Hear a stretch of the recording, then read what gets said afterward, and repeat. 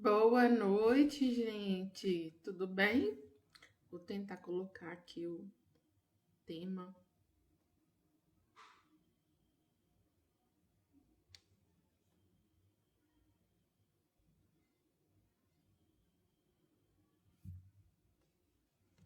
Deixa eu ver se vai.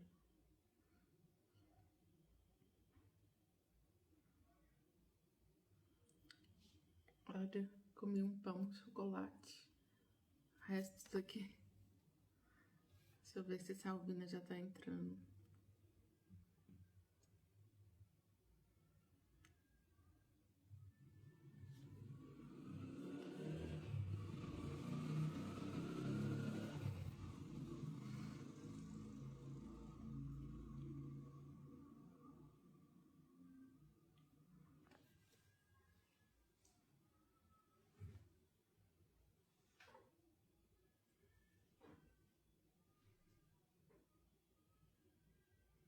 Vamos aguardar mais um pouquinho, que já já essa Albina deve entrar.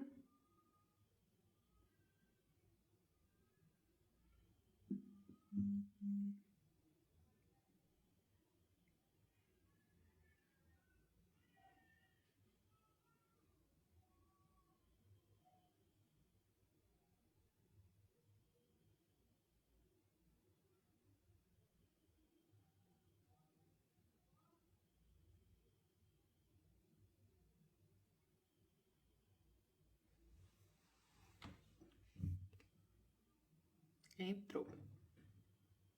Muito bem.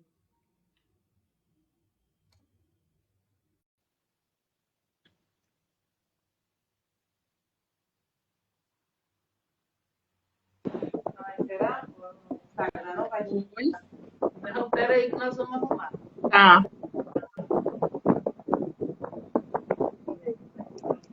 Virada aqui não pode, você tá carregando. Assim. Aqui, isso pra frente aqui, ó. Joga isso aqui pra trás. Isso. Não vai dar, não.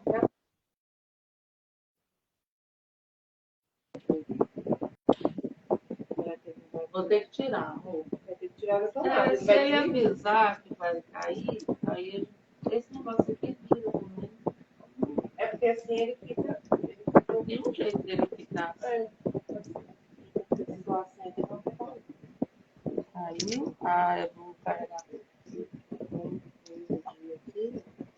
Não. Pega as suas costas pra trás. Vai ficar assim. Assim?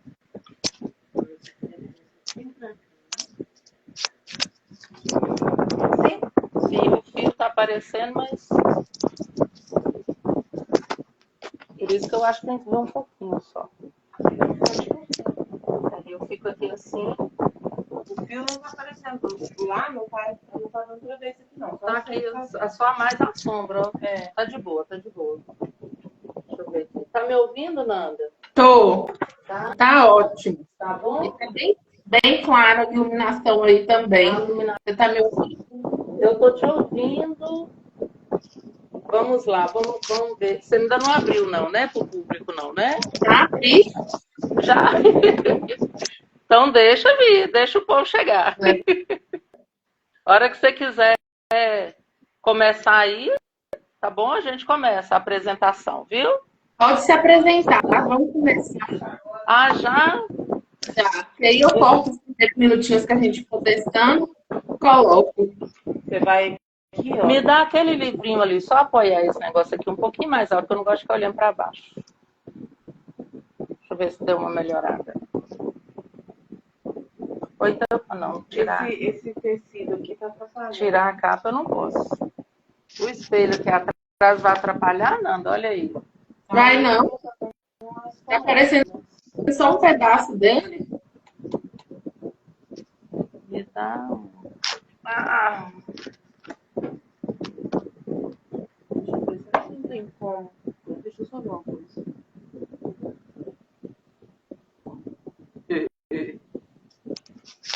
Acho que aqui dá, né, Nanda? Tá bom? Tá ótimo. Então, Pode. beleza. Ótimo. Eu tô bem confortável, tô te ouvindo. Agora ficou numa distância boa, tava dando reflexo para mim. Peço desculpas ao pessoal aí que já entrou, porque eu tenho uma certa dificuldade com esses equipamentos. Mas minha contra-regra é muito eficiente. Foi bom hoje, porque aí a contra-regra estava aí, né? Nossa, está sendo muito importante ela estar aqui, porque, né, o assunto, quem me despertou para essa questão foi principalmente ela. Eu sempre tive bastante consciência, tanto que passei um tanto para ela, mas ela me despertou mais, sabe? Eu era muito assim acomodada. Eu tinha me condicionado a muita coisa. E se apresenta um pouco para o pessoal, eles saberem quem é você, o que você faz. Então vamos lá. Boa noite. Obrigada, Fernanda, pelo convite. Me senti honrada, tô me sentindo. Eu sou Salvina, meu nome é Salvina Pedro dos Santos. Algumas pessoas em Imóvel me conhecem, principalmente no grupo de mães, porque eu prestei serviço muito tempo como cuidadora de recém-nascidos, né, em Montes Claros. Então tem muitas mães que me conhecem. Eu sou técnica em enfermagem, atuo no Hospital Universitário Clemente Farias, que é o hospital universitário da Unimontes. Sou graduada em gestão pública e estou fazendo uma nova graduação em ciências sociais, que gosto muito. Vou fazer uma autodescrição, que é importante, né? Eu sou uma mulher negra, obesa, estou usando trancinhas na cor, homenageando minha ancestralidade. Estou com uma blusa azul de manga cavada, um colar de uma comunidade indígena próxima aqui de Montes Claros, um óculos em tons marrom e vinho, de lente ligeiramente arredondada. Agora as pessoas cegas estão incluídas também. Exatamente. E me conta pra gente aqui, Salvina, quando que você despertou para estar mais atenta a essas questões da mulher negra, né? Do povo negro, aqui no Brasil, na sociedade, com relação aos outros. Então, essa questão é bem interessante, porque O som está falhando um pouco. Está falhando? Tá. Deixa eu segurar mais próximo aqui.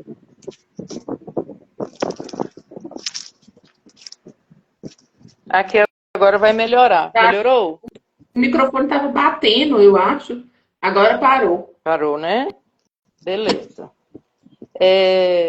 Eu demorei para me conscientizar, para entender que eu era uma pessoa negra, certo?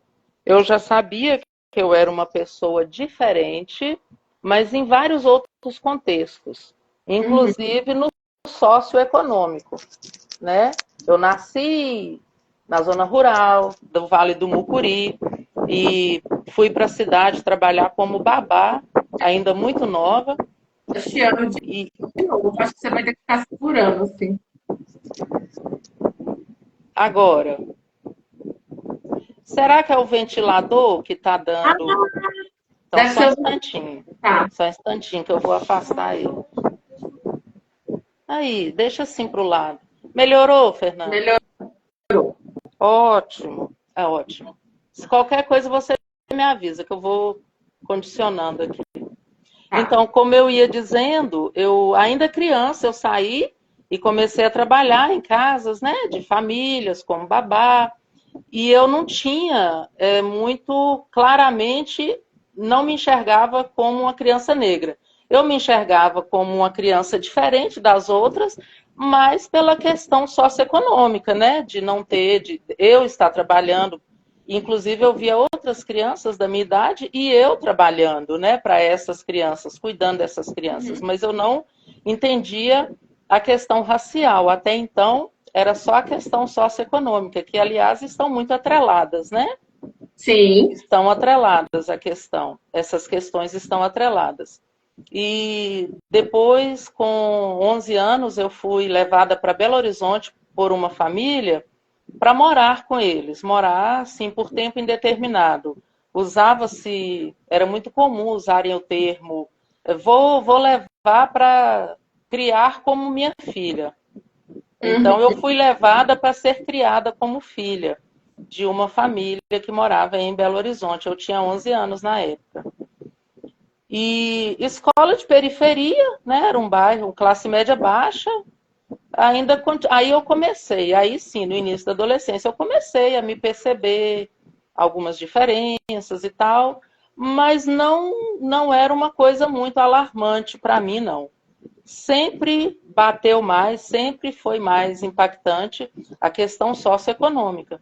As outras crianças tinham uma história de vida, tinham uma rotina diferente da minha. Eu tinha obrigações, eu tinha para chegar na escola às 7 da manhã, eu tinha que acordar muito mais cedo para fazer os serviços da casa e depois vice-versa, né? Ou voltar. Enfim, essa questão de não ter o lazer, né? Como eu falei, a questão socioeconômica está muito atrelada e impacta nisso, né? Sobre o lazer, sobre todo o material que você tem acesso, né?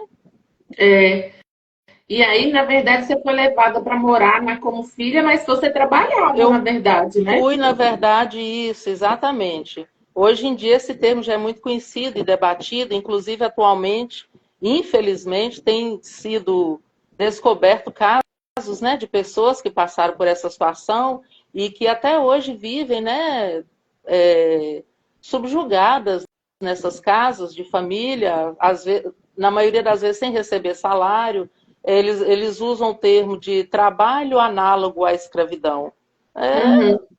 Não é análogo, é É escravidão. igual. É É, igual, é. Então, é uma situação muito complexa. E que, para a maioria maioria não, graças a Deus não é maioria, mas para muitas pessoas, quando a gente toca nesses assuntos da questão racial, fala que é mimimi, que isso já passou, que já acabou. Mas, na verdade, a realidade está aí, para quem quiser enxergar, né? sim. Se a pessoa tiver bom senso, tiver uma capacidade, a inteligência emocional para entender as coisas, enxergar a realidade é essa. Ainda tem pessoas vivendo nessa situação, É. né? E querendo ou não, uma coisa que eu estava vendo aqueles vídeos hoje e essa semana sobre a questão do racismo, né? Essa questão que você falou da condição socioeconômica é uma coisa tão marcada na sociedade até hoje, que, assim, por exemplo, nos meios onde eu convivo, eu sou branca, filha de gente branca, sempre tive muitos privilégios, e, assim, dentro onde eu fiz faculdade, não tinha uma pessoa negra, que eu me lembro, eu estava tentando lembrar hoje, assim, dos lugares onde eu frequento, onde eu tenho acesso, não tem pessoas negras. Porque Sim, essas pessoas negras, na sociedade, elas vêm da escravidão, e quando acontece o fim da escravidão, elas continuam marginalizadas, né? Então, sim, um sim. apartheid que existe Esse ainda. apartheid existe. Eu até coloquei aqui para a gente fazer a apresentação do tema para as pessoas. Sim, Por quê? Qual a necessidade de falar sobre o lugar da mulher negra? Porque a gente está aproveitando, né, como você me falou no momento do convite, o mês de março, os temas das suas lives todos voltados para o feminino, para as mulheres, né? E uhum, por que colocar a mulher negra? A mesma pergunta já me foi feita, inclusive na época. Eu não soube responder muito bem, porque até às vezes quando a gente recebe uma pergunta dessa, a gente fica um tanto assim indignado da pessoa não entender a necessidade, o contexto histórico da situação, né, do povo é, negro. Porém, eu realmente não tinha todo o conhecimento da causa. Quando a uhum, pessoa me perguntou, mas que palhaçada é essa de ter comemorar Dia Internacional da Mulher Negra, negra, afro-americana e latino-caribenha? Aí eu falei, nossa, porque tem questões aí, tem muitas questões. São diferentes. Dentro do feminismo, dentro do movimento do feminismo, tem que ter o contexto, sim, do feminismo negro, como a Djamila Ribeiro fala, que, né, você me falou que procurou saber. Por quê? O movimento feminista, quando ele foi criado, não incluía as mulheres negras. Porque eu vou dar continuidade à fala aqui, qualquer momento você me sinaliza, porque eu tendo a falar muito. Pode ficar à vontade. Então, essa questão do lugar da mulher negra na sociedade, o que é lugar?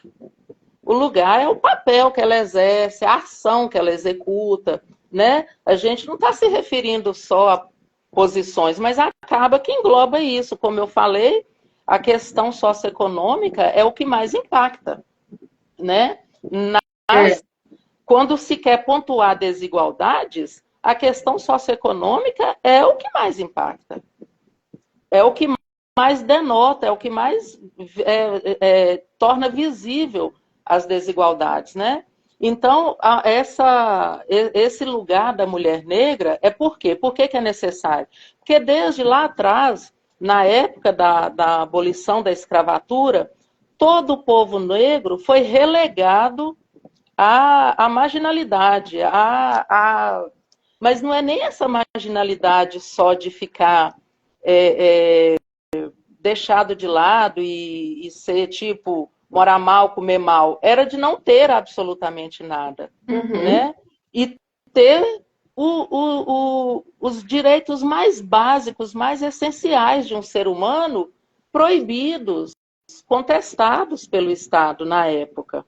Então, antes da proclamação, antes da abolição, que eu chamo de pseudo-abolição, Verdade. eu chamo de pseudo-abolição. E a gente está, ultimamente, buscando construir um vocabulário, né? Um vocabulário racial que, dentro dessas questões do letramento racial, mudar formas de falar muitas coisas. E eu ainda estou nesse letramento. Até já coloco essa questão. Peço desculpa para outras pessoas, ativistas e militantes que assistirem à live, porque eu ainda estou nesse letramento, eu estou na fase inicial, básica desse letramento. Porque tem muitos termos que a gente fala que já está incutido na nossa mente, a gente acaba repetindo, né? Verdade. Então, o que temos aí? Foi proibido possuir terras, adquirir terras.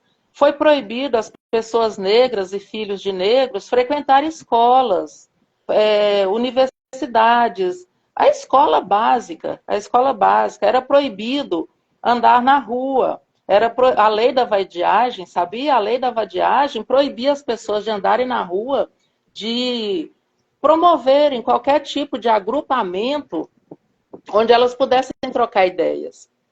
Hoje, o que a gente vê hoje no mundo? Para as pessoas que estão empreendendo e tudo, são grupos, são ideias que se fortalecem.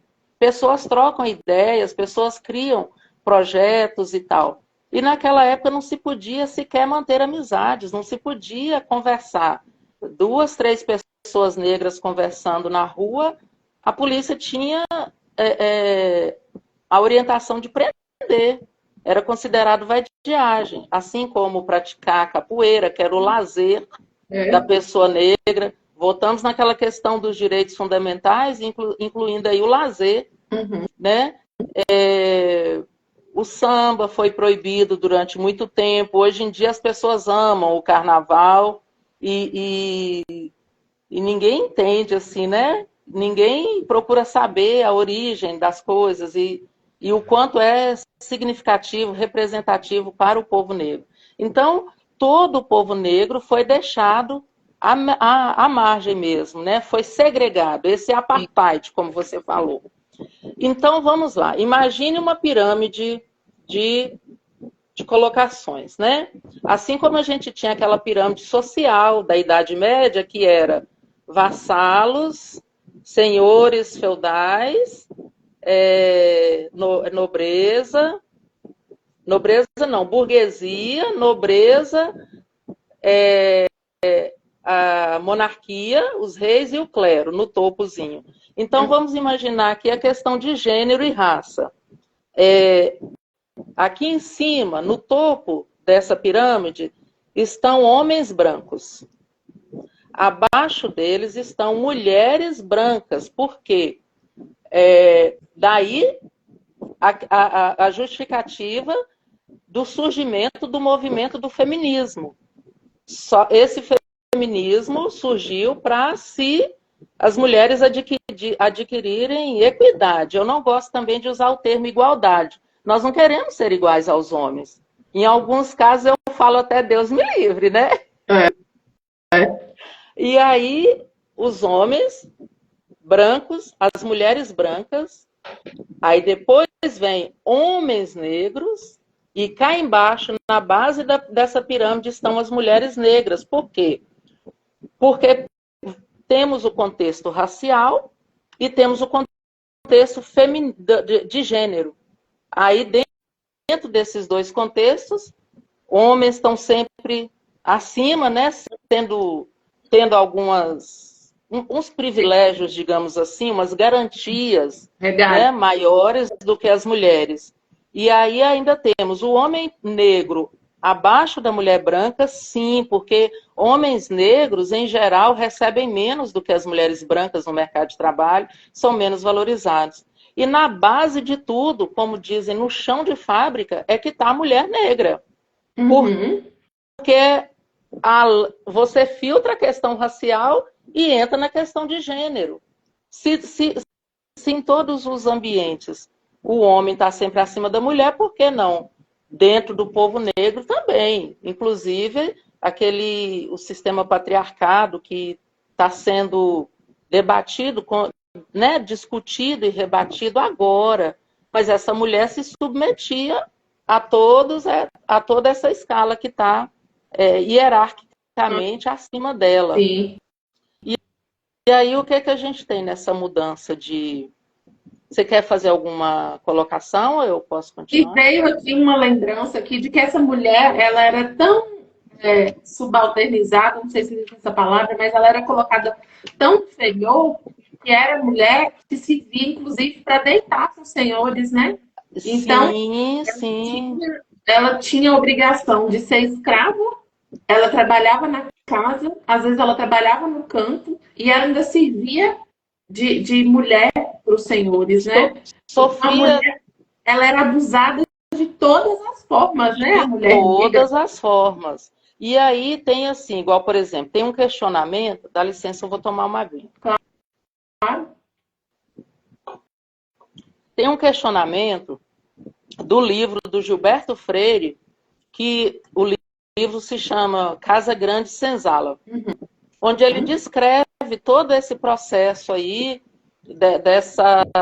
da questão da escravatura, né, de como era, e ele fala dessas questões, ele, digamos assim, ele qualifica a mulher negra e qualifica a mulher branca, e dá características ali para cada uma.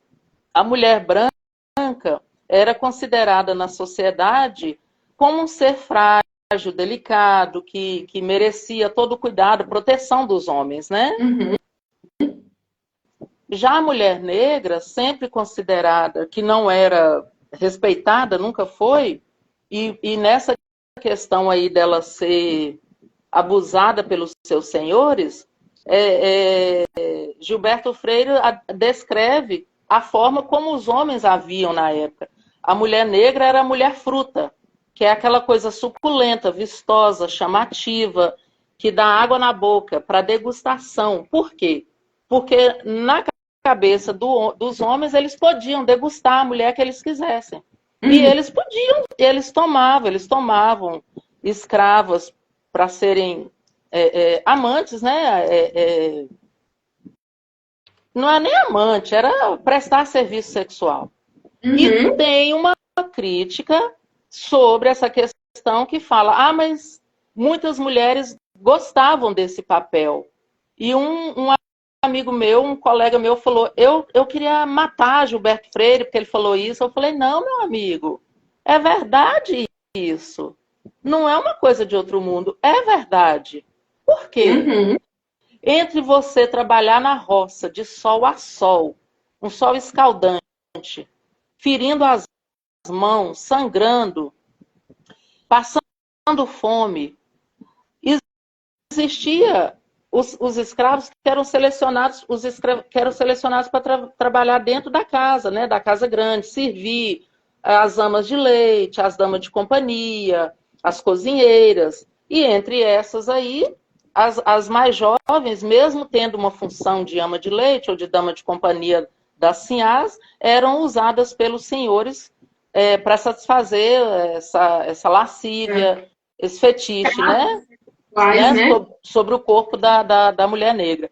E Gilberto Freire fala que muitas não eram obrigadas, faziam porque gostavam, mas elas não faziam porque gostavam, porque não eram elas que escolhiam. Elas eram escolhidas. Podia concordar? Podia concordar, podia se... Até sim vai descer. Gente, são seres humanos. Se você vai ficar dentro de casa, um trabalho mais leve, sendo mais bem alimentada, e essa questão do sexo, afinal de contas, é uma necessidade também, é uma questão fisiológica para ambos os lados. Então, entre todos os outros castigos, não deixa de ser degradante. Vou frisar aqui. É claro que é degradante, porque se é forçado. Às vezes uma escrava apaixonava por um outro escravo e o senhor fazia questão de não deixar eles casarem. Ou vendia o escravo homem ou essa mulher para outra fazenda, para outro lugar, para separar os dois, só de picardia. Eram objetos de brinquedo mesmo, né? Para os senhores, que eram donos totalmente deles, enquanto instrumentos de trabalho e também donos dos seus corpos, né? Sim, mas como você falou aí, essa questão da escrava que era uma escrava sexual também, quer dizer, ou a escrava ficava em casa, ou ela ficava no tronco, apanhando, ou trabalhando. Se ela se negasse, inclusive, a se deitar com esse senhor, né? A gente sabe que teve algumas situações delas se negarem e arranhar, ou se debater, ou até falar, gritar, de forma que as sinhazinhas ficassem sabendo, porque muitas ficavam sabendo e castigavam as escravas, por raiva, por ciúmes. Então, o que acontece? Esse homem ia deixar barato essa rejeição? Se até hoje, nos tempos que estamos, os homens não aceitam rejeição de forma alguma. Nesse tempo, um homem ia aceitar uma rejeição de uma mulher que era propriedade dele? Jamais.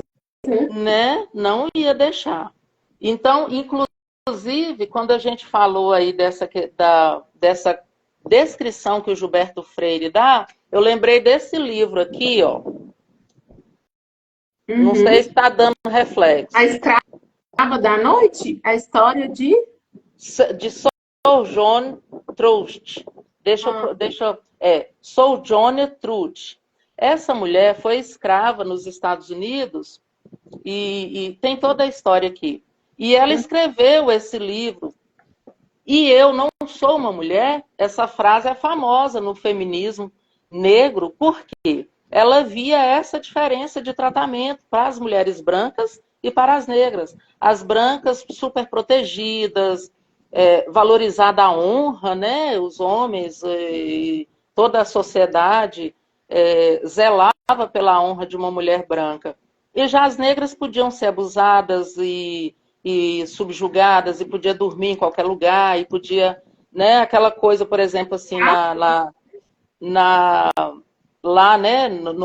na cidade em que ela vivia, ela via, quando as madames estavam andando pela cidade, os homens, as cidades ainda não tinham calçamento, e os homens se preocupavam em arrumar o caminho, passar, colocar, estender. Aí tem o máximo do máximo, que é bem mais antigo, o hábito, que era o homem colocar a sua capa para a mulher atravessar uma poça de lama e tal, e ajudá-la a subir numa carruagem, e as negras tinham que se virar sozinhas. Então, ela questionando tudo isso, ela fala, Por que eu não mereço flores? Por que eu não mereço cuidado? Por que eu não posso ser cuidada, ser amada dessa forma? Por acaso eu não sou uma mulher? Né? Aí já se vê essa diferença, essa discrepância no tratamento que a sociedade já dava para a mulher negra. Uhum. E seguindo aqui, depois de dar falar, né, eu falei essa pequena introdução sobre o fim da escravidão, a escravidão institucionalizada no país, né, que foi colocados todos aí à marginalidade. E essa questão de não ter direito à escola, de não ter direito a nada, tudo isso já deixa a pessoa ali completamente desvalida de motivação, de qualquer poder, né? Para desejar, para almejar qualquer coisa. Ainda assim, nós temos uma grande movimentação de mulheres negras, inclusive nos movimentos pré-abolicionistas. Temos relatos de uma grande movimentação de mulheres negras nesses movimentos. E elas tinham até mais facilidade, porque as mulheres, por elas prestarem serviços domésticos, a mulher negra escravizada prestava serviços domésticos, então elas tinham mais acesso às casas das famílias do que os homens. Um homem não podia entrar numa casa que ele não conhecesse, né? E as mulheres, elas lavavam roupas, elas faziam os quitutes, então elas transitavam com mais facilidade entre as pessoas da sociedade, nas casas das pessoas que tinham dinheiro, e aí elas ouviam informações, elas iam servir um jantar numa casa de um barão. Ela ouvia o que eles estavam tramando ali, as conjecturas que eles estavam fazendo para impedir o ato abolicionista. E elas levavam essas informações para os homens, para os grupos que se organizavam. Tem o relato da mãe do Luiz Gama, que é a Luísa Maim, em Salvador, que ela era quituteira, aquelas baianas que faziam os quitutes e vendiam nos tabuleiros, né? Que tem a música, no tabuleiro da baiana tem. Então, elas circulavam, elas andavam a cidade inteira. Os homens estavam trabalhando em algumas oficinas, sapateiro, alfaiataria, ou principalmente nas roças. E as mulheres estavam mais ali, circulando, transitando entre as pessoas na sociedade. E eram elas que lavavam as roupas das madames, costuravam para as madames, faziam os jantares, serviam os jantares. Então, elas ouviam as conversas e elas levavam essas informações para os grupos dos insurgentes, que é a história em específico, né? Estou falando da Luísa Maim, é a história como é que chama? Que a gente tem em Minas com Tiradentes? Me ajuda a lembrar o termo aí. A Inconfidência, isso. A história da Inconfidência Baiana ou Revolta dos Alfaiates. Tem um livro, o cara se chama Fernando, eu não me lembro o sobrenome dele agora, chama Bahia de Todos os Negros, que relata bem essa história. Eu não estou com esse livro aqui, está emprestado, eu distribuí de presente para muitas pessoas, inclusive. E aí, sigamos nessa. Inclusive, hoje, em algumas palestras de empreendedorismo, a gente ouve falar da importância da mulher negra no mercado de trabalho, no empreendedorismo em si, porque foram as primeiras que começaram a empreender. A mulher negra, a partir do momento que acaba a escravidão, que ela não tem mais o serviço dela garantido nas casas de famílias, muitas, né? Algumas continuaram, permaneceram, e outras saíram, foram expulsas. O que elas começam a fazer? Quem é que cozinhava para essas famílias? Mulher branca cozinhava? Não. Não. Mulher branca lavava roupa, cuidava dos próprios filhos? Não, ninguém não sabia fazer nada. E aí coincide que vem as europeias, principalmente italianas, para o Brasil, que vão para as colônias, para as fazendas que produziam, né, grandes manufaturas através da mão de obra escravizada, que tira os escravos sem recompensa nenhuma pelos quase 400 anos de trabalho prestado. Pelo contrário, não só sem recompensa, mas com proibições para que pudessem fazer outras coisas. Uhum. E aí as italianas chegam, só que as italianas ainda não conheciam nada do hábito brasileiro, da comida, do traquejo com as crianças, era outra cultura. As ex-escravizadas começam a fazer os seus quitutes, sempre tinha aquela coisa de já vender alguma coisa, de ter algumas moedas, aí elas compram os ingredientes e elas começam a fazer os seus quitutes e vender nas praças, levar até para as antigas famílias para as quais elas trabalhavam, que é lógico, eu imagino, sentiram falta dessa comida, né? Uhum. Então elas tinham ali uma clientela. Então quem começa a trabalhar, começa a fazer dinheiro primeiro, são as mulheres negras, porque elas tinham essa aceitação nas casas, enquanto que os homens negros tinham maior dificuldade de encontrar trabalho. Uhum. E aí, mesmo antes da escravidão, do fim da escravidão, tem a história das baianas do acarajé, porque o acarajé, as quituteiras lá da Bahia, de Salvador e do Rio de Janeiro, a gente tem até aqueles quadros do Debré, de outros pintores famosos, com as mulheres, sempre com os tabuleiros, né, de quitutes nas ruas, vendendo. E por aí vai. E se a gente for fazer agora uma comparação dessa época aí com a época atual, basta você ir para a Bahia, você vai ali para Porto Seguro, para Ilhéus, que essas mulheres negras continuam lá trabalhando, vendendo coisas na praia, né? Exatamente. Não vê mulher branca. Mas aí quase não vê mulheres brancas fazendo a comida tradicional, né? Continua ainda. E continua o quê? Depois ali que passa ou mesmo, na verdade, não rompe totalmente as relações das famílias brancas com o povo negro. Não rompe da noite para o dia. Continua aí essa relação que precisavam ainda de muita coisa que os europeus não sabiam fazer. Então, só que a dificuldade era receber o dinheiro. Por exemplo, um homem negro, sapateiro, a dificuldade dele para receber, para cobrar pelo trabalho dele, já estava imbuído no inconsciente da sociedade que a pessoa negra tinha que trabalhar de graça. Uhum. Então, e isso perdura por um longo período, até hoje, para falar a verdade, que eu quero ver se dá tempo de chegar nisso, que hoje em dia o que a gente tem?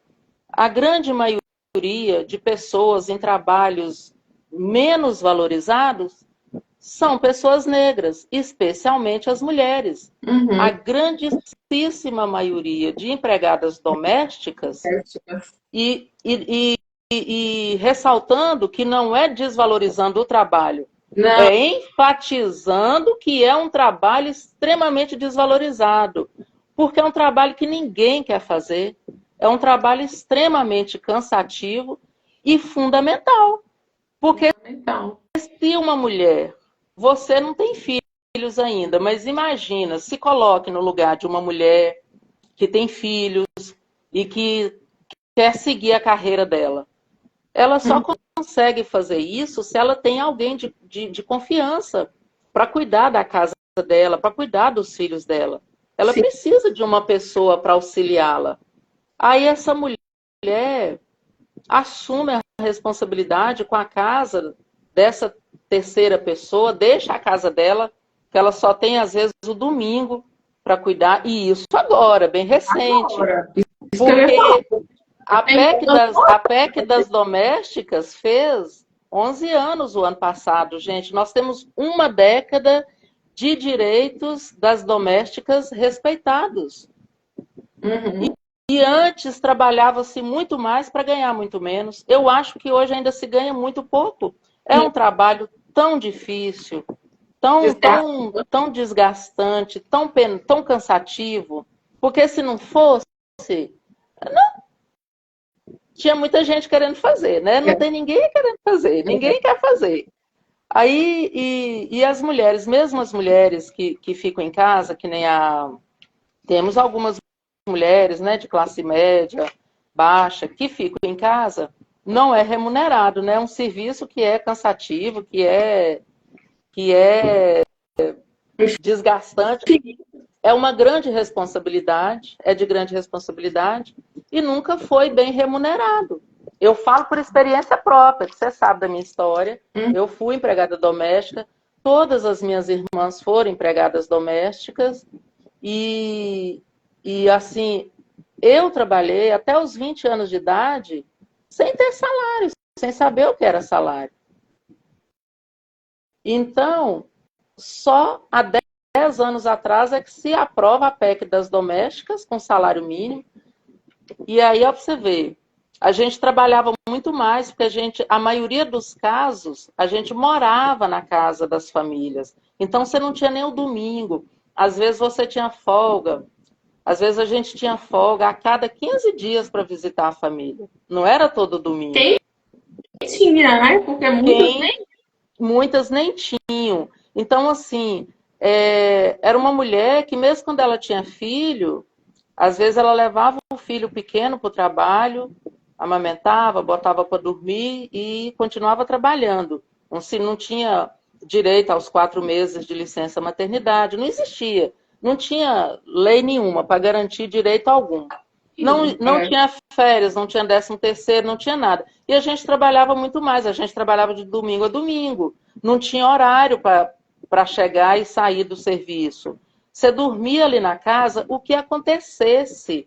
Nas 24 horas dessa família, a gente estava participando. Se alguém fosse chegar de viagem de madrugada, a gente tinha que levantar de madrugada para fazer um lanche, para receber essas pessoas, sabe? Então era uma rotina massacrante.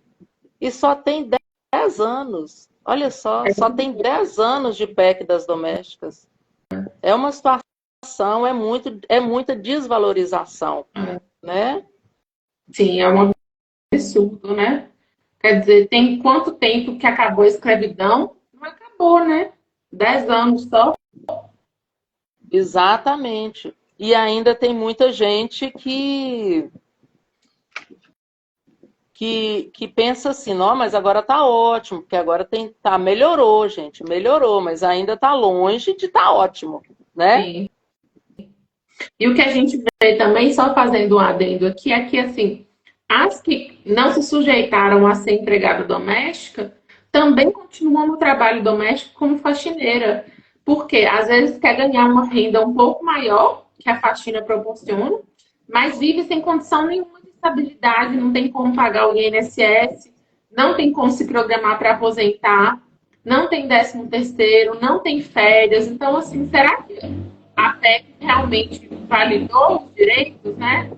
Não validou, em verdade. Validou. Já é alguma coisa. É como eu digo, é muito pouco, meu Deus. É uma migalha. O que a gente tem de direitos assegurados ainda são migalhas, mas já é alguma coisa. E já mudou um pouquinho a mentalidade de muitas. Pelo menos não aceitar trabalhar, né? Sem o salário, sem a carteira.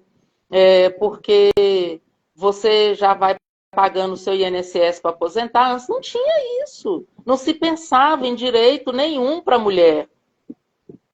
Especialmente para a mulher negra, né? Que é o foco aqui da nossa conversa. Não se pensava, era como se essa pessoa fosse viver de brisa. Então, assim, você via pessoas trabalhando até estarem praticamente aleijadas dentro das casas e assim, e ainda se sentindo culpadas por não estar dando conta mais do serviço. É uma situação muito triste isso. Uhum. Sim. E aí vem a pergunta: por que que até hoje a maioria das empregadas domésticas ou de serviços subvalorizados são mulheres negras? Por conta dessas leis lá de trás que proibia a educação, que barrava os direitos, que coibia a possibilidade. É muito difícil. Quando você está diante de barreiras, é muito difícil você conseguir transpor, né? Uhum. Barreiras reais, né, sociais. Barreiras reais e muito pesadas, muito pesadas. E aí você vê a situação dessa mulher que trabalha, igual, por exemplo, o pessoal fala, lá o dia tem 24 horas para todo mundo, quem quiser vence. Se você cresce, gerações pós gerações, hoje em dia existe até um debate que está, inclusive agora aí está rolando um vídeo de um advogado que xingou uma juíza, ofendeu uma juíza com ofensas racistas, e ele coloca sobre preservação da memória, memória celular dos açoites. E é possível, sim. Você, inclusive, que é uma estudiosa aí das terapias holísticas e tudo, a gente sabe, sim, que nossas células guardam memórias ancestrais, guardam memórias de traumas, guardam cicatrizes, né? Sim. Então, lá atrás, não se podia estudar, não se podia isso, não se podia aquilo. Tudo era barrado, tudo era proibido. Aí depois começa a liberar, mas você desacredita de você. É difícil. Onde que você vai encontrar motivação?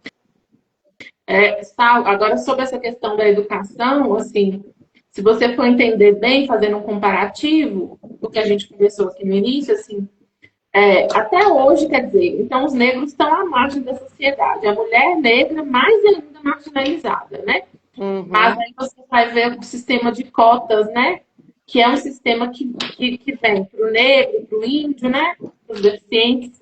Quer dizer, aquelas pessoas que já foram descriminalizadas e que ficaram marginalizadas uma vida toda. Às vezes, né, nos últimos anos que a gente tem visto as questões políticas, ela consegue entrar na universidade, romper com uma bolha de escravidão e de trabalho e de estar à margem, rompe com uma bolha de discriminação mesmo, né? Aqui não é seu lugar, o que, é que você está fazendo aqui, né? E aí ela consegue romper com isso agora por causa disso, da política de cotas, e ainda é obrigada a escutar desaforo, igual você falou no início aí, que as pessoas acham que é mimimi, que é discriminar o negro, você dar cota para ele. Como é que é discriminar? Ele estudou a vida inteira numa escola pior, não conseguiu estudar, teve que fazer supletivo para poder trabalhar, estudar, se manter. Não existe essa política, gente, ele vai continuar marginalizado. A política de cotas é isso aí que você falou. É uma reparação histórica. Exatamente. Só que como já se passaram 100 anos de abolição, as pessoas acham... Eu já ouvi, né, em alguns debates, algumas conversas, para que isso agora? Já passou tanto tempo agora? Porque não foi feito nunca. Tinha que ter sido feito lá na época. Não foi feito antes tarde do que nunca, né?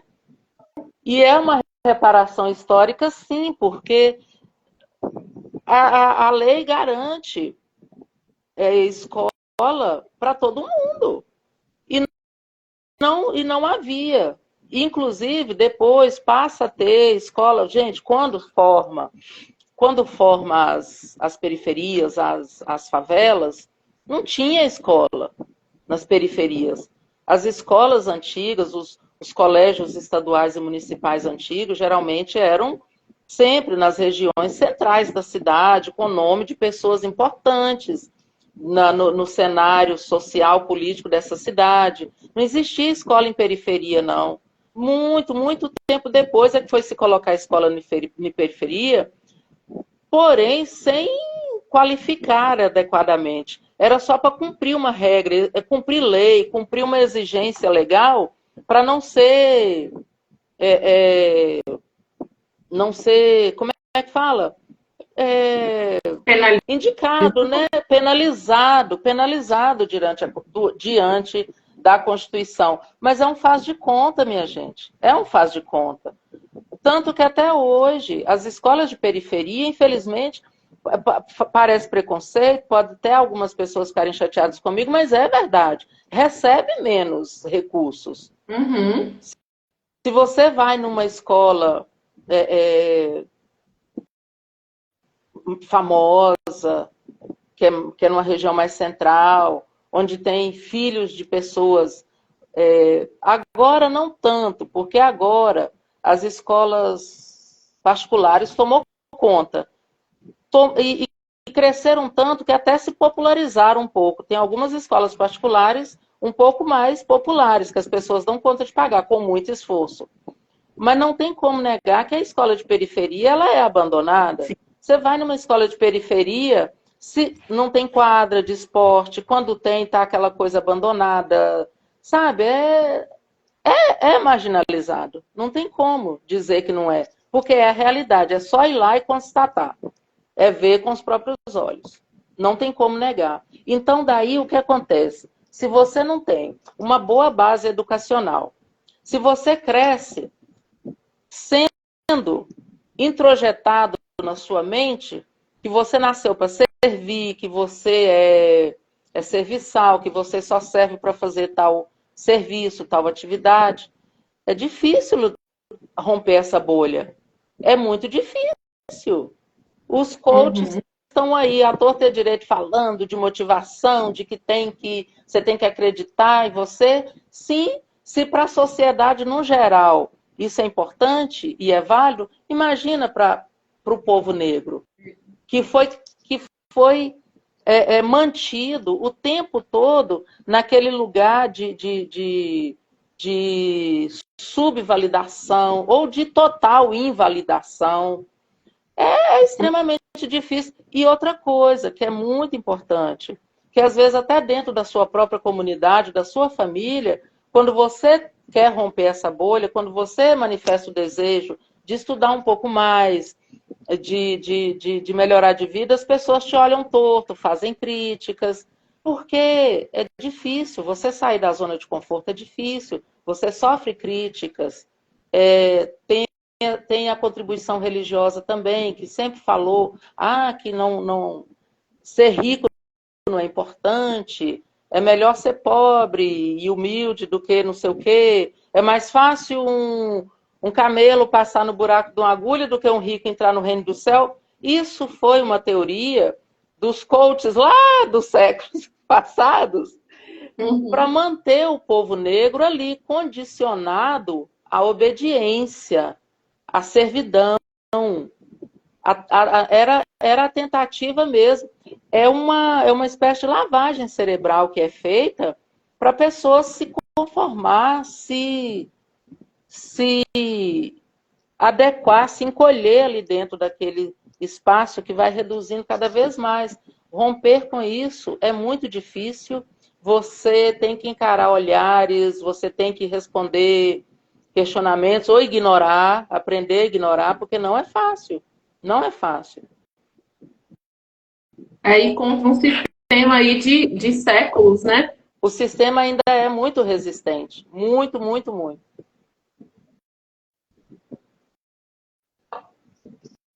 Nós estamos aqui eu estou com alguns livros que eu quero depois mostrar para você. E falando na questão do mercado de trabalho, esse aqui é um livro excelente. Eu li um pedaço dele hoje. Parte da Pois é. Inclusive, o melhor feedback que eu tive desse livro foi de uma amiga branca, que uma outra amiga deu de presente para ela de aniversário. E eu achei assim, uai, mas por que deu o livro, né? Que é da questão da negritude para uma pessoa branca. Aí eu fui entender. É a mesma coisa que você sabe, nós temos uma amiga em comum e eu dei uma bonequinha preta para a filha da nossa amiga, né? E para ir construindo na mente dessa criança acostumar, né? Não é o caso ali, graças a Deus ali não há resistência, que você sabe de que eu estou falando, Mas é importante isso, né? As crianças verem as bonequinhas e ter um carrinho, e isso e aquilo, para ir colocando a criança negra dentro dos espaços também de conforto, de sair da. Que, aliás, nem existia, né? Boneca negra não existia. As crianças negras eram obrigadas a brincar com boneca branca. Principalmente aquela ideia da princesa, a boneca de roupinha de princesa. Só existia a princesa branca. Como... Agora, pouquíssimo tempo que a Disney vem modificando essas princesas, né? Exatamente. E então, isso vem mudando agora, aos poucos, graças a Deus. E olha que na cultura africana, na história africana, tem muitas princesas. Porque a África, ou Kemet, era um reino. E era um reino poderosíssimo. Não à toa que foi invadido e disputado por tanta gente. Porque lá tinha de tudo, minério e muitas outras produções que crescia aos olhos, né, dos exploradores. Outra indicação, tem até outro infantil, mas não está aqui, para as crianças. Esse aqui é ótimo, ó. Neguinha, sim. Renato Gama. Isso. Eu estou com tanto de livro aqui para te mostrar e falar um pouco. Se você não tiver nenhuma questão, eu quero voltar um pouquinho aqui. Posso voltar? Pode ficar. Na questão da data específica do Dia Internacional da Mulher Latino-Americana, Negra, Caribenha. Deixa eu ver qual é o nome todinho. É o dia 25 de julho que se comemora. Eu fiz umas anotações, mas na hora a gente não consegue achar, né? Aqui. Dia Internacional da Mulher Negra, Latino-Americana e Caribenha. É comemorado no dia 25 de julho. Essa data foi instituída no ano de 1992 pela ONU. Então, próximo ano, quando alguém te perguntar por que será que tem um dia, já existe o Dia da Mulher, que é o 8 de março, sim, que a maioria, 90% das pessoas não sabe o que significa, por que foi instituído o Dia Internacional da Mulher, né? Mas aí é igual eu te falei, dentro do contexto do feminino geral, tem que ter o feminismo negro, porque ficou à margem, né? Quando as mulheres brancas começaram a reagir para cobrar direitos para elas podiam se juntar, planejar o que elas queriam nessa cartilha de direitos delas, porque elas tinham mulheres negras em casa, cuidando de tudo para elas. E elas não incluíram as mulheres negras nessa cartilha de direitos. Eu não estou aqui falando de forma de queixume, de vitimismo, não. Eu só estou apontando questões, fatos. E a gente tem registro disso. Então, igual a Jamila falou num vídeo que eu escutei hoje, a realidade, escutar a realidade às vezes é doloroso, né? É extremamente desconfortável. E eu vou te contar uma coisa, Fernanda. Tem situações que é desconfortável até para mim, como mulher negra, constatar que existiu. Então, assim, eu não posso culpar você, eu não posso culpar minhas outras amigas brancas. É um contexto histórico, é um contexto, igual, por exemplo, um exemplo que eu vou te dar. Há pouco tempo atrás, nós tivemos aí uma polêmica terrível sobre Monteiro Lobato. E eu sou apaixonada com as obras de Monteiro Lobato. Mas eu não sabia que Monteiro Lobato tinha sido eugenista. A eugenia é uma pseudociência, né, que discriminava os negros, afirmava que os negros eram inferiores intelectualmente, incapazes de pensar, porque mesmo após, por isso que eu falo que é uma pseudo-abolição, mesmo após derrubarem a lei que permitia a abolição, permitia a escravização, a sociedade continuou empenhada, muito empenhada em desvalorizar o negro, porque aí ele ficava sem adquirir poder e direitos, ele ainda se sujeitava a trabalho barato. Que na época, se até hoje a gente se sujeita a trabalho menos remunerado, barato, na época ainda era trabalho gratuito, era só em troca de comida, porque quem está passando fome pega qualquer serviço em troca de comida. A gente não pode julgar, porque assim, pode falar, mas por que aceitou? Porque estava passando fome, é só quem já passou fome que pode mensurar isso daí, né? Então deixa esse debate por enquanto. Mas assim, é extremamente desagradável sim a gente ouvir as verdades. Porque igual, por exemplo, você é uma mulher branca, de família branca, e você tem um pensamento totalmente antirracista.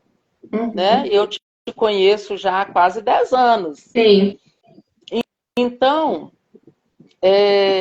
você pode ser questionado. Eu aposto que muitas vezes você fala alguma coisa defendendo questões assim, nesse sentido, e as pessoas vão, nossa, tipo assim, você está falando contra a gente? Então, não é contra a sua geração. Mas aí, o que acontece? Como foi falado pela Angela Davis, não basta não ser racista, é preciso ser antirracista. Então, é preciso, sim, falar, encarar essa realidade, por mais desagradável que seja, e mudar pequenas atitudes. Se você mudar pequenas atitudes, e igual você tem mudado bastante, você tem ajudado bastante nisso, já ajuda muito. Tem que ser antirracista. E eu mesma, enquanto mulher negra, não sabia ser antirracista. Porque eu não tinha o letramento racial, eu não tinha esse entendimento, essa percepção completa. Como eu te falei lá no início, infância e juventude, logo quando eu saí de casa, eu só percebi a diferença socioeconômica. Eu vim de um outro mundo, eu faço outras coisas. Enquanto as meninas da minha idade estão brincando, eu tenho que lavar roupa, limpar a casa dos outros, trabalhar. Então eu sentia essa diferença. Me enxergar como mulher negra e ver as dificuldades, eu demorei um pouco para ver, sabe?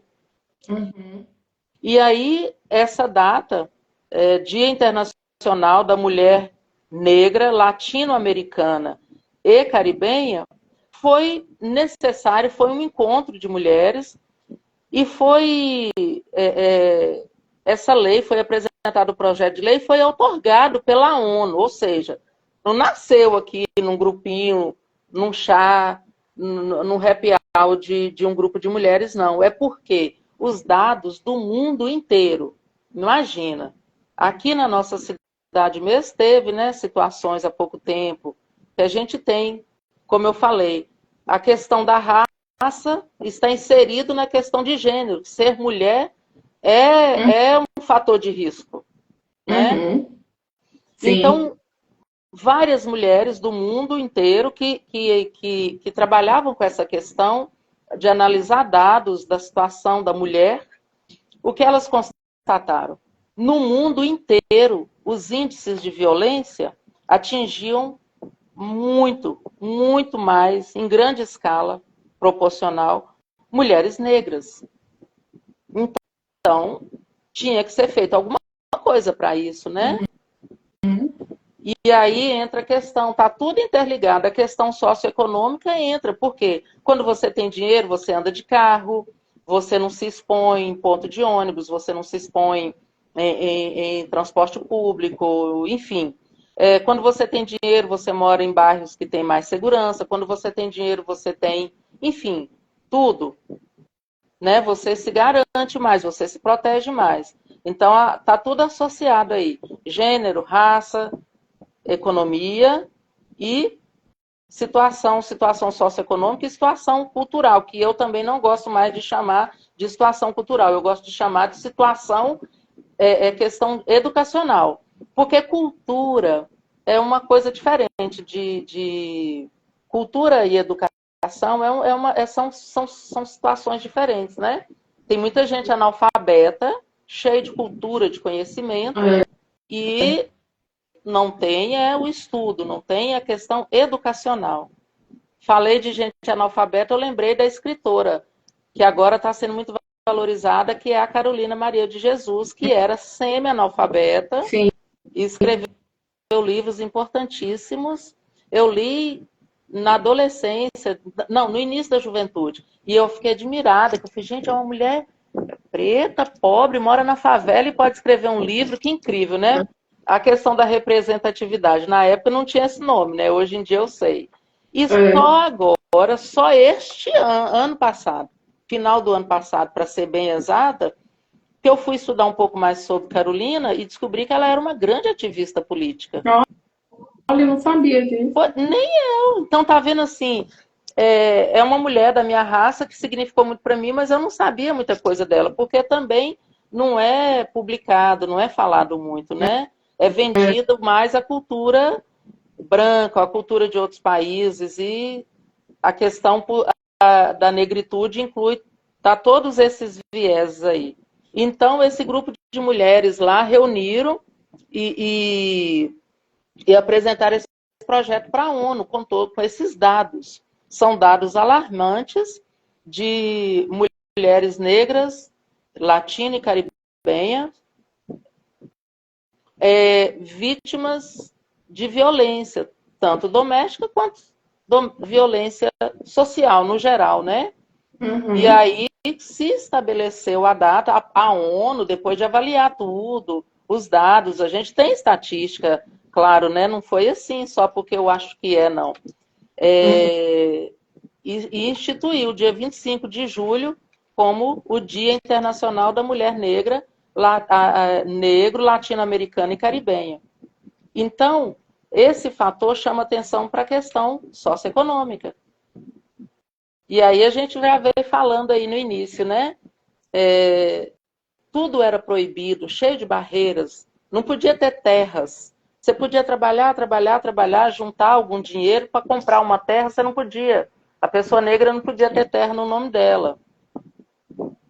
Então, tem casos de ex-escravizados que, né, compraram uma terra. Tinha muitos senhores de escravos que respeitavam, né, mais as pessoas e tal.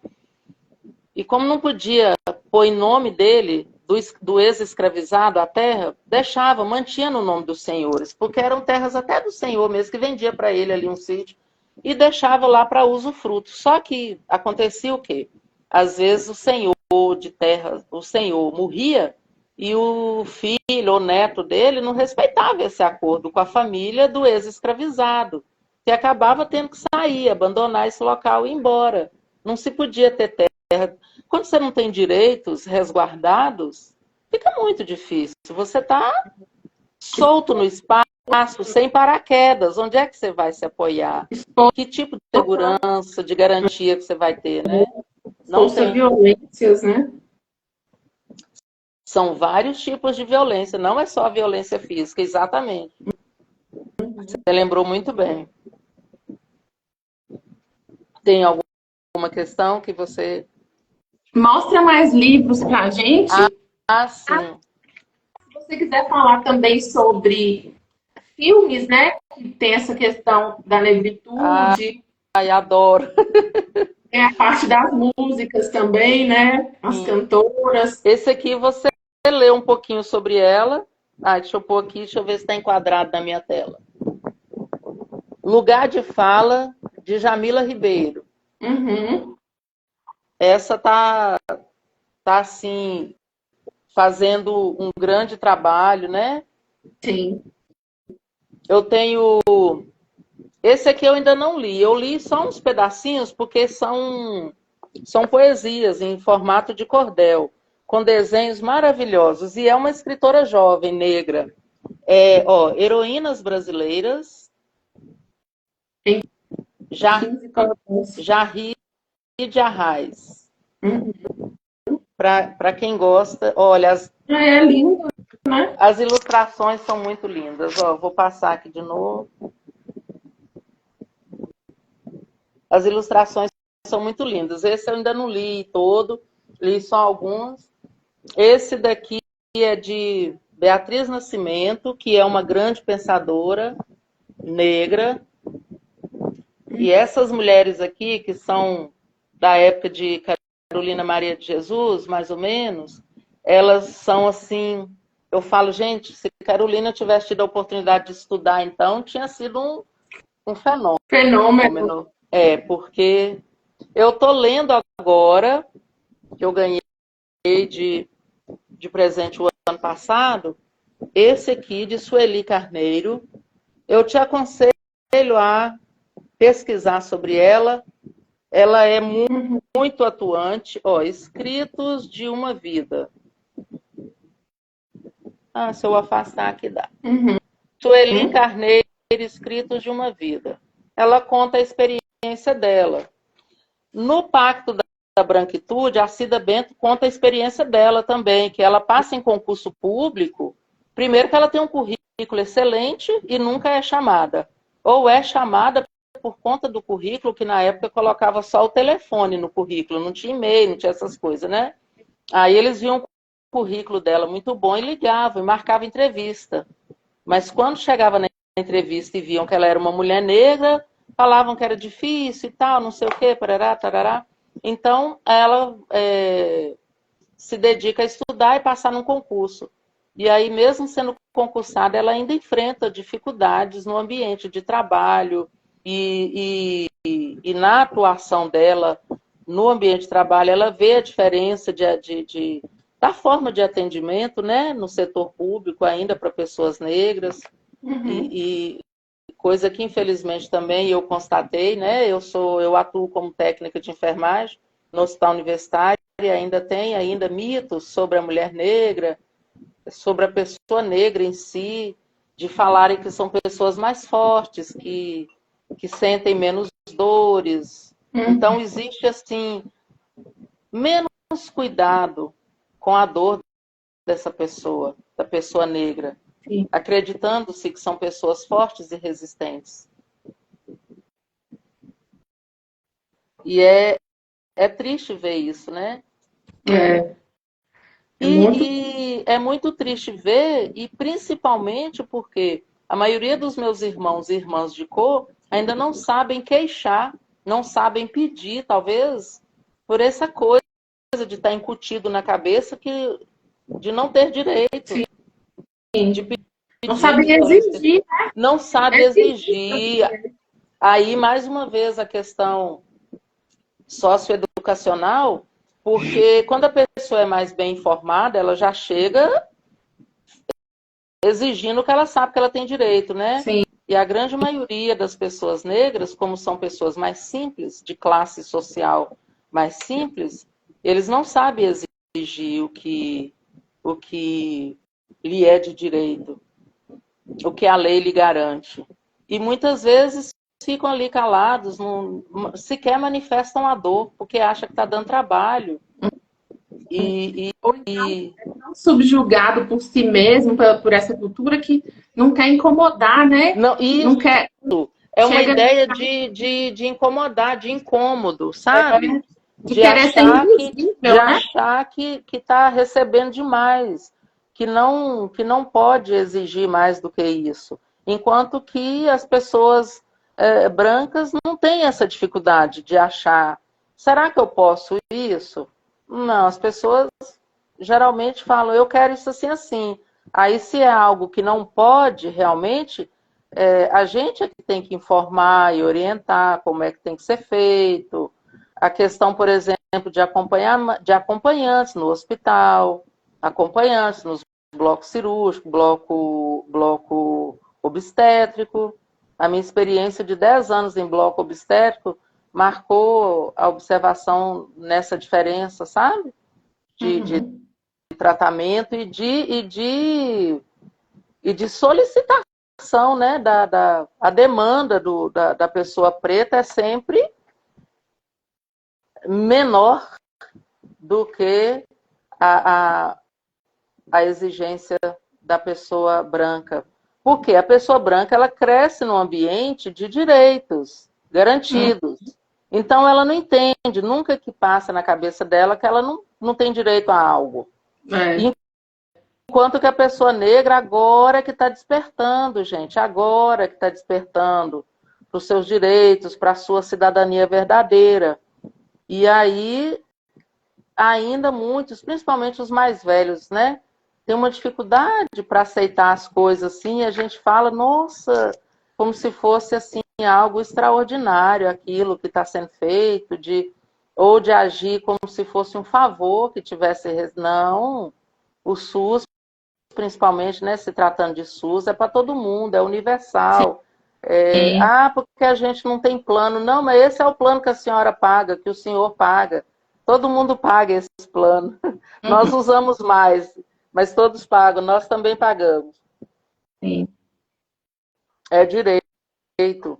Mas geralmente, por exemplo, uma coisa, as mulheres negras, elas, a grande maioria, elas já chegam no hospital com o trabalho de parto já bem adiantado.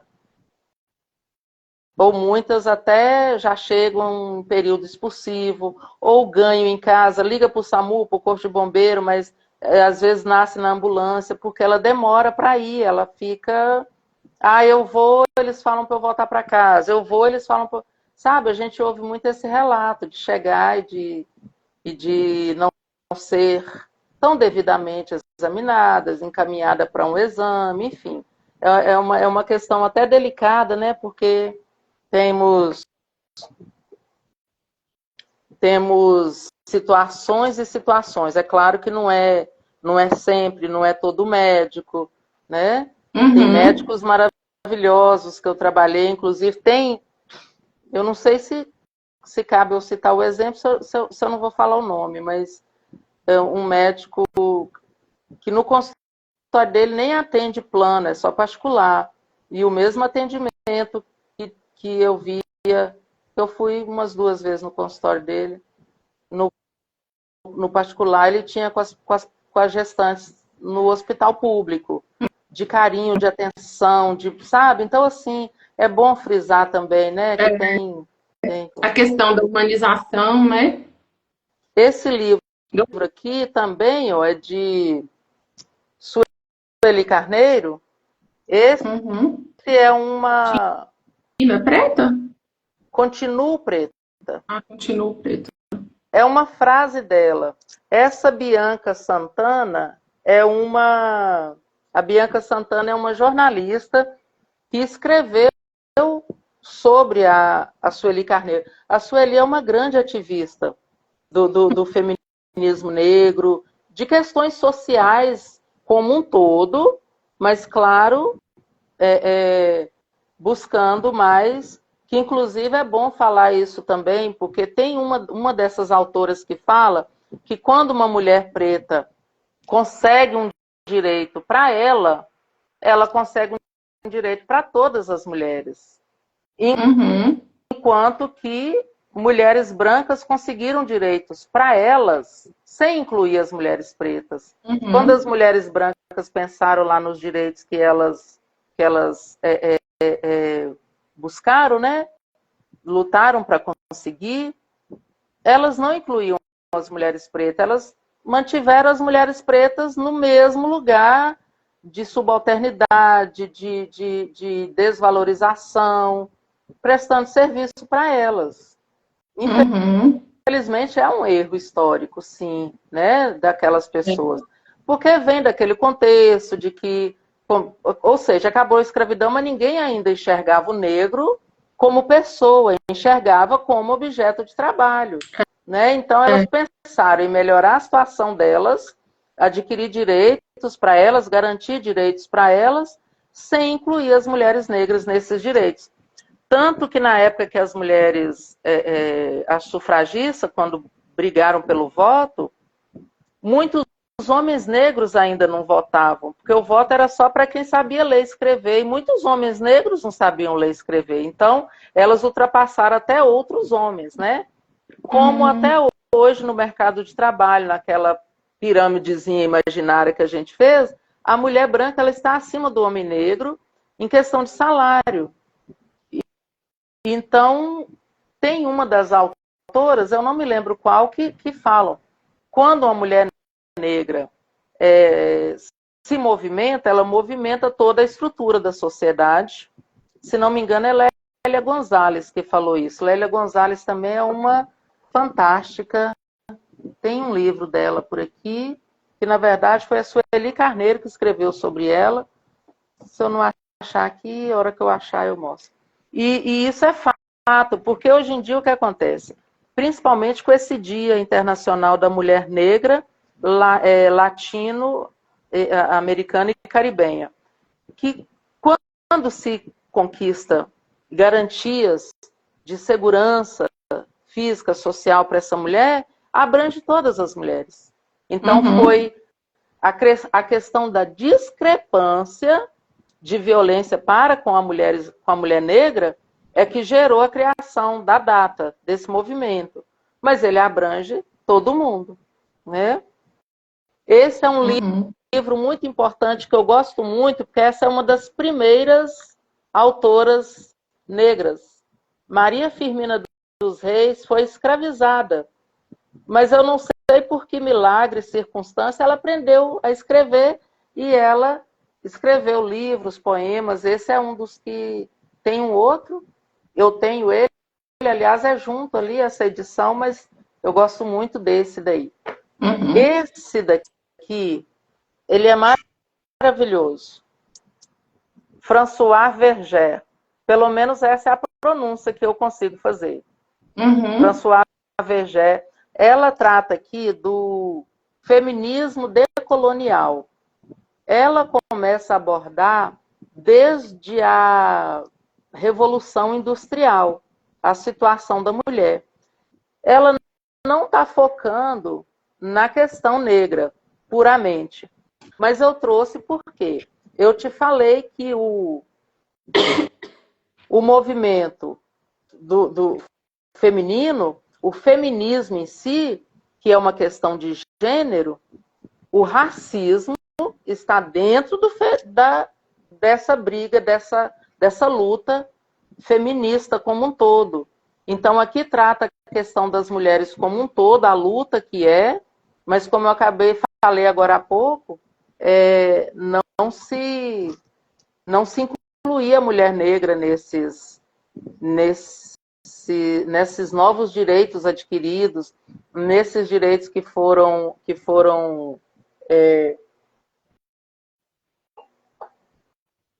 solicitados, né?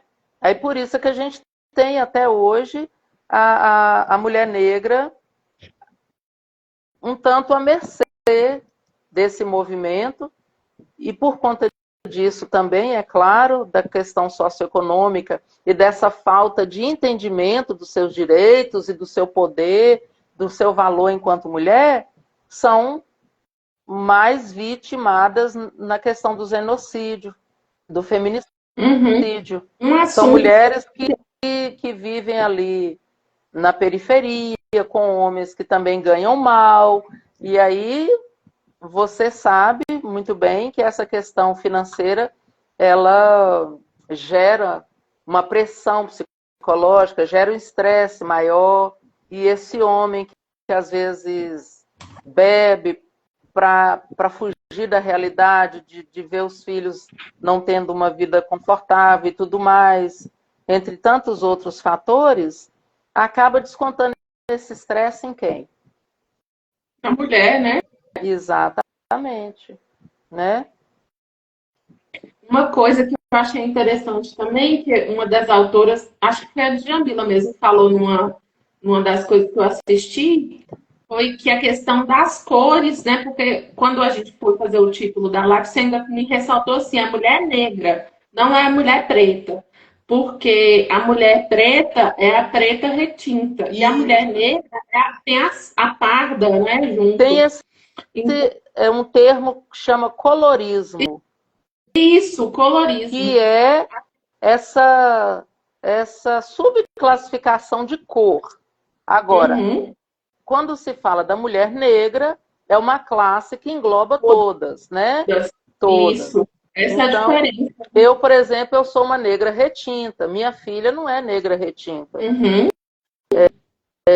E aí a gente tem, dentro dessas classificações, tem preto, pardo e tem mais um. Deixa eu pedir ajuda aqui para universitário. Qual que é, filha? O outro? Pode falar um pouquinho. Dormiu? Ah, ela dormiu. Vai viajar daqui a pouco, está tirando um cochilo. Mas são esses, preto, pardo, que engloba, inclusive no relatório do IBGE vem essa diferença. E essa questão das cotas, por exemplo, a pessoa se autodeclara preto ou pardo e tem que confirmar, né? Para mim, que sou retinta, não tenho essa dificuldade, mas quando a pessoa é parda, ela tem que confirmar que às vezes ela tem um tom de pele bem claro, que aí tem um termo também que chama passibilidade, que a pessoa tem descendência negra, ela se considera negra, porque aqui no Brasil não é tão rigoroso quanto nos Estados Unidos, que tem aquela lei, aquela questão lá da gota de sangue, né? Que lá branco é branco, branco tem que ser branco puríssimo, né? E você, por exemplo, que é a pele extremamente branca, nos Estados Unidos você não é considerada branca, você é latina apenas. Eles criam uma nova classificação. Mas aí, no Brasil, temos essa miscigenação variadíssima, e as pessoas, quando elas passam em algum concurso, processo seletivo, usando das cotas lá, por ser afrodescendente, aí ela tem que comprovar com documentos, de outras formas, e tivemos até um caso recente aí de um rapaz, acho que de Salvador, que passou no concurso para desembargador, uma coisa assim, não sei se é desembargador ou diplomata, não me lembro, é um cargo altíssimo, na alta hierarquia do governo. E um rapaz branco alegou que queria pegar a vaga, mas não conseguiu provar. Teve toda aí uma situação mediadora e tal, com provas e tudo, mas acabou que a vaga ficou realmente para o rapaz negro, porque o outro era visivelmente branco, isso é sem dúvida. Porque mesmo, é bom explicar o seguinte, não é que a pessoa vai negar a hereditariedade dela. Mesmo a pessoa sendo descendente, tendo algum antepassado negro, a questão é a cor da pele é que cria barreiras, né? Sim. É a cor da pele que cria barreiras, é a cor da pele que te faz ser visto como uma pessoa, por exemplo, no caso dos jovens, né, nas ruas, como suspeito de qualquer crime. As mulheres negras, uma mulher negra, eu já fui seguida em loja, em supermercado, eu já percebi olhares. Uma vez eu estava numa loja em BH e esse negócio de perguntar se trabalha no lugar, vixe, já. Então, eu não tinha esse letramento racial, eu nem associava que era. E aí, mas teve uma situação de eu estar numa loja em BH e a pessoa me perguntar o que eu estava fazendo lá. Simples assim, sabe? Eu falei, gente... Preconceito explícito mesmo, explícito. Né? Tipo assim, comprar com certeza você não vai. Você tá... Aí ficou assim... Situação bem difícil, né?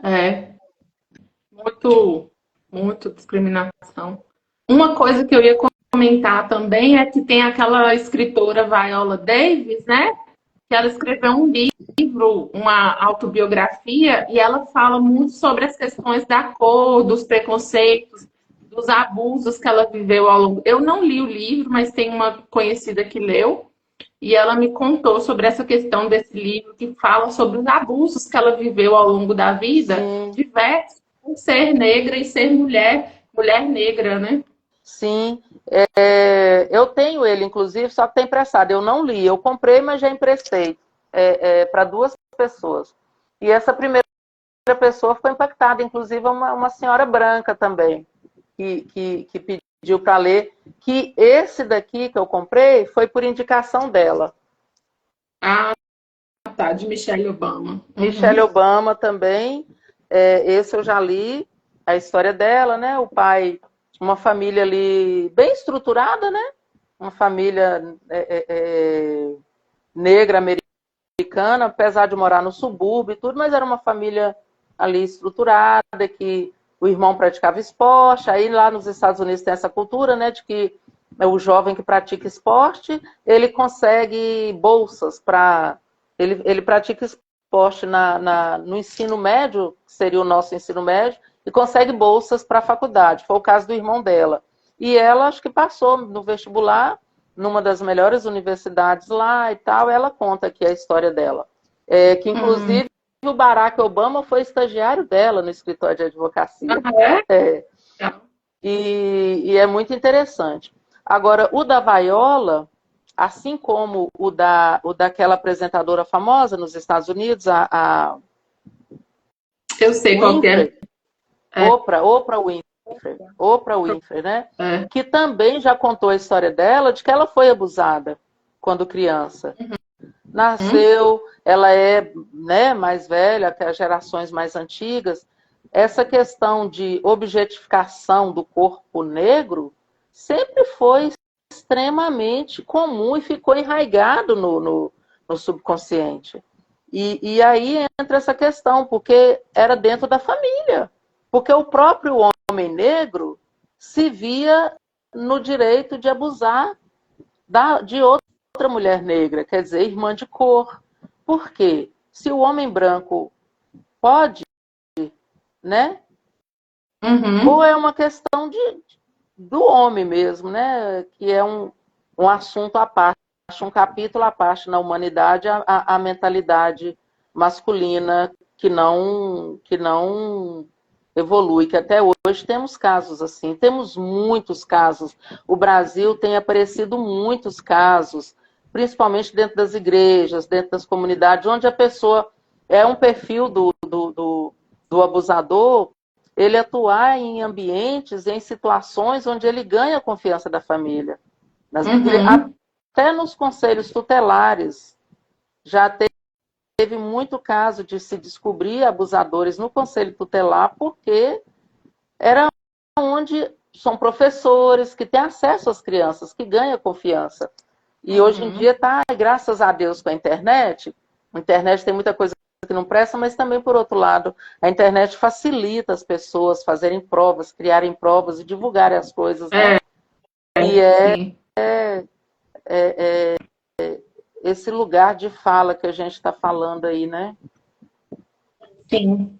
Sal, eu acho que a gente vai ter que encerrar, porque senão não vai ficar salva. Acho que já deve ter quase um... Ótimo, tá bom. Foi muito bom ter sua participação aqui nesse mês da mulher, com essas lives que eu estou fazendo. Me senti muito agradecida por você ter aceitado participar, que é uma pessoa atuante e super culta, entende da parte política, agora que está envolvida nessa faculdade de Ciências Sociais mais ainda, né? E vamos planejar outras lives para mais para frente. Tem muito assunto a ser debatido, porque é uma questão que tem muitos viés, né?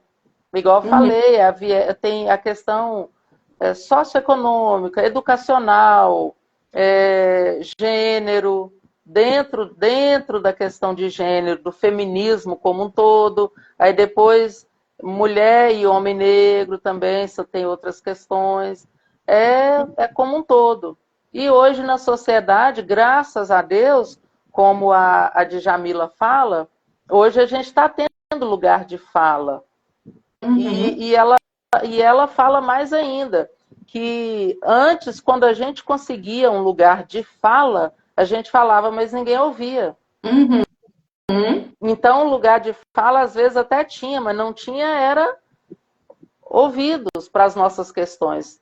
Ninguém ouvia, ninguém valorizava, ninguém levava adiante as solicitações e as inquietações, os questionamentos. E hoje, graças a Deus, isso está mudando. graças a Deus, está mudando e temos que falar mais do assunto para Sim. justamente que mais pessoas se conscientizem. Eu não culpo minhas irmãs, irmãs de cor, que eu me refiro.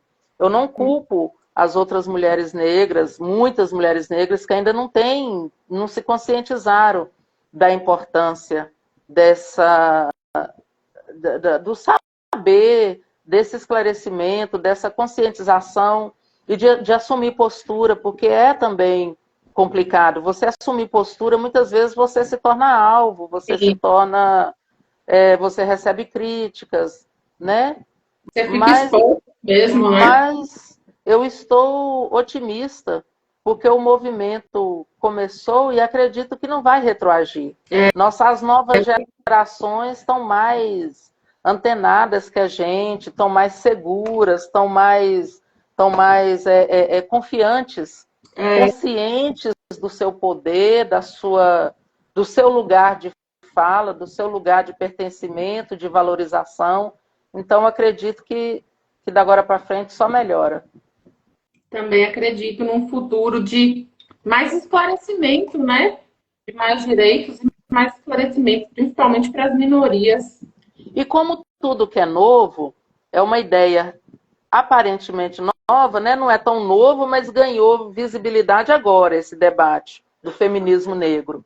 Como tudo que é novo, gera desconforto, gera resistência. Mas vai chegar num ponto que as pessoas vão entender, na medida que a gente já vai falando, eu te agradeço muito pela oportunidade de falar, vai chegar num ponto que vai ficar mais compreensível, mais fácil de entender, de ser aceito. Tudo que é novo é repelido.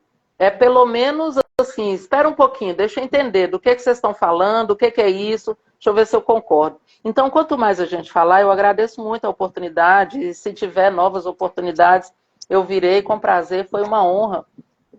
E aí vai chegar num ponto que todo mundo vai entender essa situação e não vamos mais precisar lutar. Eu falei isso para uma professora dessa questão de gênero esses dias. Na verdade, eu coloquei uma dedicatória no livro para ela e eu falei: o ideal seria a gente não precisar lutar, né? Mais por isso. Não deveria mais ser necessário lutar por nenhum direito. Nós estamos, né? Quantos anos de evolução, de crescimento aí, a tecnologia, a ciência tão evoluída e a mentalidade das pessoas ainda atrofiadas. É absurdo isso. Mas eu falei, o ideal seria que não precisássemos lutar. Mas enquanto preciso for, lutemos. Segue. Sim, por isso que é bom mesmo, igual você falou, a gente conversar sobre esse assunto, trazer, provavelmente no mês de julho, aí que tem o Dia da Mulher Negra, latino-americana, caribenha, a gente pode fazer outra live para trazer mais Podemos sim. Vai ciência ser um para as prazer. É um Sim, prazer e uma grande oportunidade, né? sim. Hoje, como eu imaginava, é um dia que as pessoas realmente estão mais ocupadas, domingo à noite e tal, mas vai ficar salvo e a gente vai apresentar, e aí vem muitas ideias, vem muitos questionamentos, e é bom, até mesmo os que forem em discordância, fala que a gente, né? É material para a gente debater mais, para a gente estudar mais, para a gente ir atrás. Viu? Te agradeço muito, muitíssimo. Eu que agradeço, Sal. Boa noite. Boa Obrigada para quem noite. gente. Obrigada a todos. Obrigada a Vou todos. deixar salva e vai ficar no meu Instagram e no de Salvina, viu, gente? Depois eu vou pôr no YouTube também. Boa noite. Boa Tchau, noite a todos. Muito obrigada. Um abraço. tchau. Outro.